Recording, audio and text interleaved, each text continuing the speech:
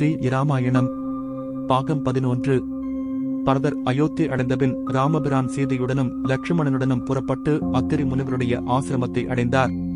காமம், கோபம், மயக்கம் என்று 3 குற்றங்களும் இல்லாதவர் அத்திரி முனிவர். இவருடைய மனைவி அனுசூயை. அசூயை இல்லாதவள் அனுசூயை. இம்மாதரசி மும்மூர்த்திகளையும் குழந்தைகளாகச் செய்தவள். சம்னம் இல்லாத கற்புக்கரசி. அத்திரி முனிவரையும் அனுசூயை தேவியையும் மூவரும் பணிந்தார்கள். தங்கள் துயரம் தணிந்தார்கள். அந்த ஆசிரமம் பூமரங்கள் சூழ்ந்து குளிர்ந்து இருந்தது. காலமில்லாத காலத்தில் மரங்கள் பழுத்திருந்தன. நறுமணம் வீசியது.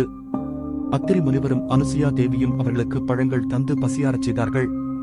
அனுசுயா தேவி சீதையைத் தழுவி அன்பு கண்ணீரால் நனைத்து, மகளே, ஜனகராசகுமாரியே, மரபுரியுடன் கணவரை பிரியாது கானகத்தை அடைந்தனையே, நீ கற்புக்கரசி, அணிகலன்கள் அனைத்தையும் துறந்து வெற்றிடம்புடன் இருக்கின்றாயே, நீ சுமங்கலி, கைவளையின்றி இருக்கக்கூடாது, இவை என்னுடைய அணிகலன், நீ என் மருமகள், அணிந்து கொள் என்று வரிந்து கூறி உச்சி முதல் உள்ளங்கால் வரை நிரம்ப பாரமாக அணிகலன்களை அணிவித்தாள். அம்மா, உன் கற்பு நெறி வாழ்க்க ஒரு சமயம் நீ கணவனை பிரிந்து இருக்க நேரும். உனக்கு பசி எடுக்காத வரம் தருகிறேன். என் தவப்புதல்வியே, நீ வாழ்க்க, உன் புகழ் வாழ்க்க என்று அருள் புரிந்தாள். ராமபிரான் அத்திரி முனிவரின் தவச்சாலையில் ஓர் இரவு தங்கினார். மறுநாள் காலை முனிவரை வணங்கி அங்கிருந்து புறப்பட்டார். தண்டக வனத்தை அடைந்தார். வீராதன் என்ற ஒரு கொடியவன் அங்கு வந்தான். கரிய பெரிய உருவத்தை உடையவன்.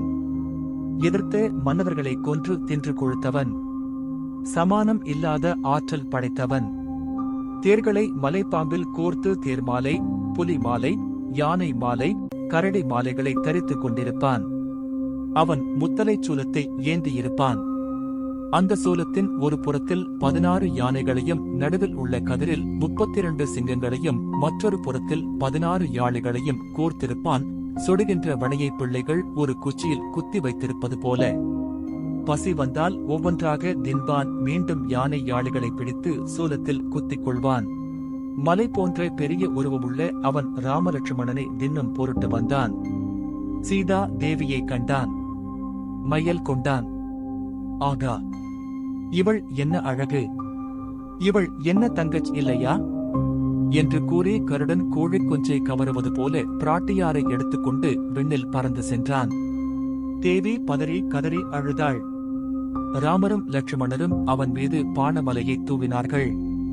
விராதன் பானங்களை தன் கைகளால் விலக்கி, ஏ மனித சிறுவர்களே, நான் பிரம்மதேவரிடம் அளவில்லாத வரங்களை பெற்றவன். என்னால் சாதிக்க முடியாத கருமங்கள் இல்லை. இந்த அழகிய பெண்மணியை எனக்கு அளித்து நன்றி கடனுக்காக உங்கள் உயிரை தந்தேன். ஓடிப்போங்கள் என்றான். ராமரும் லட்சுமணரும் அந்த அரக்கனை வென்று சீதா தேவியை மீட்டனர். மூவரும் தண்டக வனத்தை அடைந்தார்கள். தண்டகவனத்தில் பல வகையான முனிவர்கள் வாழ்ந்தார்கள். வாலக்கிள்ளியர் என்ற முனிவர்கள் அங்கொட்ட அளவில் உள்ளவர்கள். இவர்கள் பிரம்மகுமாரர்கள். இவர்கள் அளவற்ற பெருந்தவசீலர்கள். ஆதித்தன் அருகில் இருந்து ஆதித்தனுடைய வெயிலை மிதமாக்கி உலகுக்கு அருள்பவர்கள். முருகப்பெருமானுடைய 12 கரங்களில் ஒரு கரமாக இவர்களை தாங்குகின்றார். ராமரைக் காண இந்த வாலக்கிள்ளிய முனிவர்களும் வந்தார்கள். தண்டகாரண்யத்தில் வசிக்கும் முனிவர்கள் பல நியமம் பூண்டவர்கள். நிலத்தை தொடாமல் கயிற்றின் மேல் இருப்பவர் சிலர். தழையை மட்டும் உண்பவர் சிலர். பத்ராசனர் சிலர். தானியங்களை பல்லில் குறித்து உண்பவர்கள் சிலர். தந்துலகர் தூங்காமலேயே இருப்பவர். அசையாகியர் மௌன நிலையில் உள்ளவர்கள்.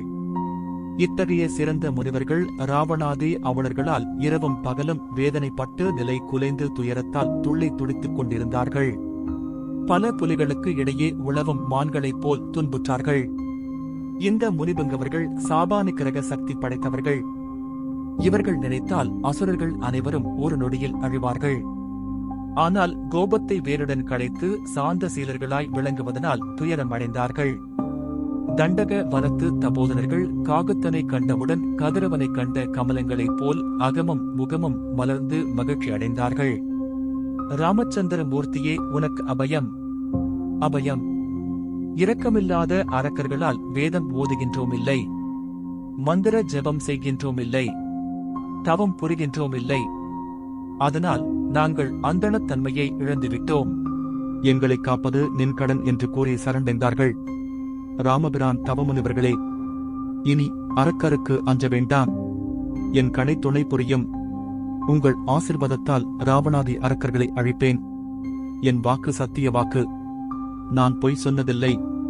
அரக்கர்களை என் பானமாகிய அக்னியில் சாம்பலாகச் செய்வேன் என்றார். இந்த இனிய மொழிகளைக் கேட்டு முனிவர்கள் பெரிதும் மகிழ்ந்தார்கள். தண்டக வனத்திலே ராமர் 10 ஆண்டுகள் வசித்தார். நெருப்பு இருந்தால் பனி அணுகாது. ராமர் இருந்ததனால் அரக்கர்கள் கொடுமை அகன்றது. ராமர், தம்பி லட்சுமணா, ஜானகி, நம் வனவாசம் மிகவும் பயனுடையதாக ஆயிற்று. பசுவின் பொருட்டும் அந்தணர் பொருட்டும் எவன் தன் உயிரை தியாகம் புரிவானோ அவன் மும்மூர்த்திகளும் வணங்கத்தக்கவனாகின்றான். பரமசாதுக்களாகிய இந்த தவசீலர்களுக்கு உதவி செய்யும் பெரும் பாக்கியம் நமக்கு கிடைத்தது. இது பெரும் புண்ணியம் என்றார். ராமரைக் காண பல முனிவர்கள் வந்தார்கள். ஆனால் அகத்திய முனிவரை கண்டு வணங்க ராமர் விரும்பினார். சுதீட்சினி முனிவர் அகத்திய முனிவரின் உறைவிடத்தை தெரிவிக்க ராமர் அகத்தியருடைய ஆசிரமத்தை அடைந்தார்.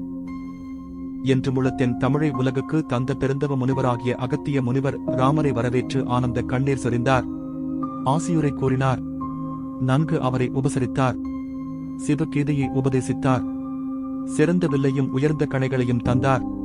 இவை ராவண சம்மாரத்துக்கு பயன்பட்டன. அகத்தியருடைய அருளைப் பெற்று மூவரும் பஞ்சவடியை நோக்கி புறப்பட்டார்கள்.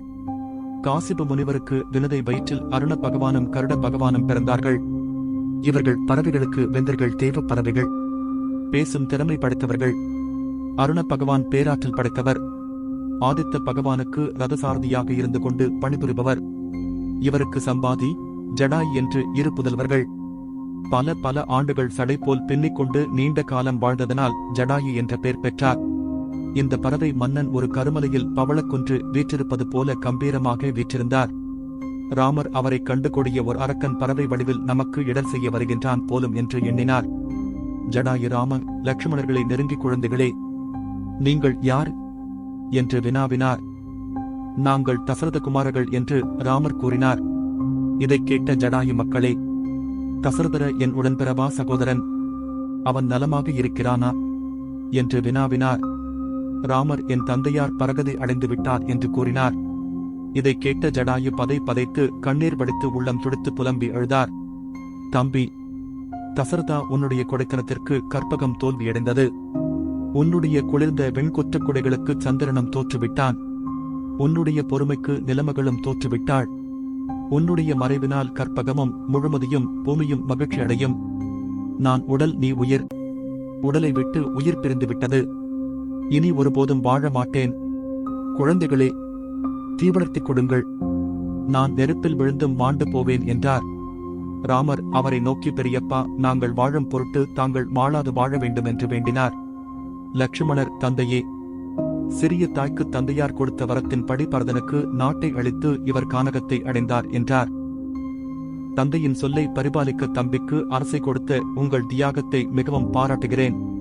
இந்த பெண்மணி யார் என்று கேட்டார் ஜடாயு. நான் லட்சுமணன். இவர்கள் ஜனகராஜகுமாரி, அண்ணா உடைய தர்ம பத்தினி என்று கூறினார். ஜடாயு சீதையை பார்த்து, கற்புக்கு அரசையே நின் புகழ் என்றும் வாழ்க. கட்டிய ஒரு துணையுடன் கணவருடன் வந்தனையே உன் கற்பின் திறத்தை யாரால் எவ்வாறு புகழ முடியும்? மற்ற பெண்களிரால் என்னை தாயார் வீட்டில் விட்டுவிட்டு போய் வாருங்கள், வனவாசம் முடிந்ததும் திரும்பி வரும்பொழுது என்னை அழைத்து வாருங்கள் என்று கூறுவார்கள். அம்மா, ஊசிப்போன வழியே நூல் போவது போல் கணவன் வந்த கொடிய கானகத்திற்கு உன் மெல்ல பாதங்கள் நோவ வந்தனையே, உன் கற்பத்திரம் வாழ்க என்று வாழ்த்தினார். ஜடாயு பறந்து நெல் கொடுத்து வழிகாட்டி வர ராம லட்சுமணர்கள் கோதாவரி கரையில் உள்ள 5 மாமரங்கள் சூழ்ந்த தபோவனம் ஆகிய பஞ்சவடியில் தங்கினார்கள். பஞ்சவடியில் மூவரும் புண்ணிய 7 நதிகளில் ஒன்றாகிய கோதாவரியில் அகமர்த்தன மந்திரம் சொல்லி மூழ்கி மகிழ்ந்தார்கள். அந்த நதி சான்றோர்களின் கவியைப் போல் தெளிவாக இருந்தது. சக்கரவர்த்தி திருக்குமாரர்களாகிய ராம லட்சுமணரும் ஜனகராஜகுமாரியாகிய சீதா தேவியும் விலங்குகளும் அசுரர்களும் நிறைந்த கொடிய கானகத்தில் வசிப்பதைக் கண்டு நிலைமைகள் கண்ணீர் வடித்து அழுவதைப் போல் இருந்தது. அந்த மகாநதி சூர்பனகை முரம் போன்ற நகங்களை உடையவள். பிரம்மதேவருடைய புதல்வர் புல்ஸ்திய முனிவர். புல்ஸ்திய முனிவருடைய புதல்வர் வச்சிரவசு. வச்சிரவசுவின் புதல்வன் குபேரன். அதனால் குபேரனுக்கு வைரவணன் என்ற பெயர் உண்டாயிற்று. அசுரவேந்தனாகிய சுமாலியின் மகள் கேகசி. இந்த கேகசிக்கு வச்சிர வசு முனிவரால் பிறந்தவர்கள் ராவணன், கும்பகர்ணன், விபீஷணன், சூர்பனகை ஆகியோர்.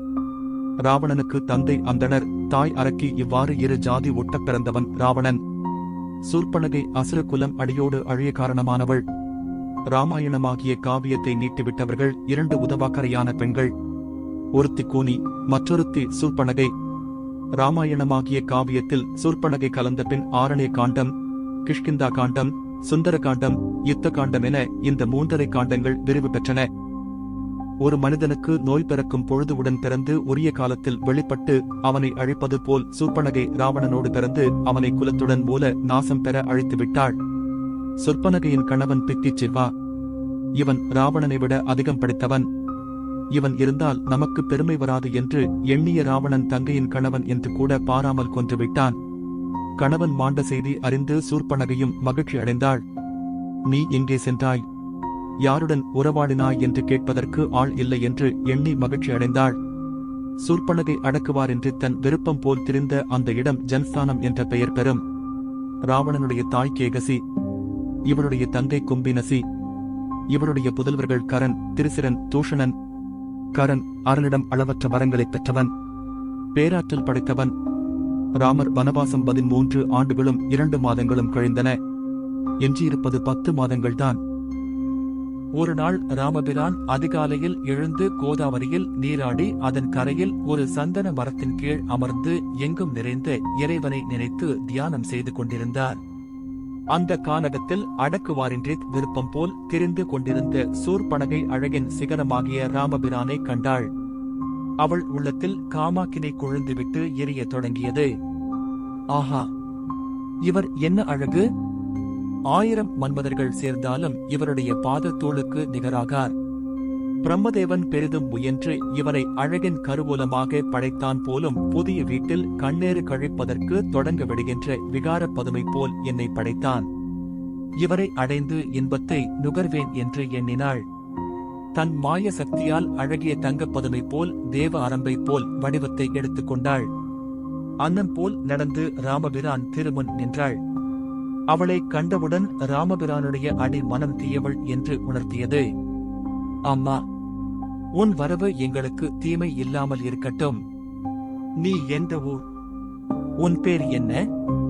உன் உறவினர் யாவர்? என்ற வினாவினார். சூர்பனகை பெருமானே, வணக்கம். நான் பிரம்மதேவருடைய பேரன் வச்சிர விசுவனுடைய புதல்வி. என்னுடைய அண்ணன் குபேரன். வெள்ளி மலையை அள்ளி எடுத்த ராவணனுடைய தங்கை. என் பெயர் காமவல்லி. எனக்கு இன்னும் திருமணம் ஆகவில்லை. கன்னியாக இருக்கிறேன் என்றாள். ராமபிரான், பெண்மணியே, ராவணன் அசுரவேந்தன். நீ அவன் தங்கையானால் அசுர வடிவாக இருக்க வேண்டும். நீ தெய்வ மகளாக காட்சி அளிக்கின்றனையே என்று கேட்டார். பெருமானே, நான் தவம் செய்து அசுர வடிவத்தை மாற்றி தெய்வ வடிவத்தை பெற்றேன் என்றாள் சூர்பனகை.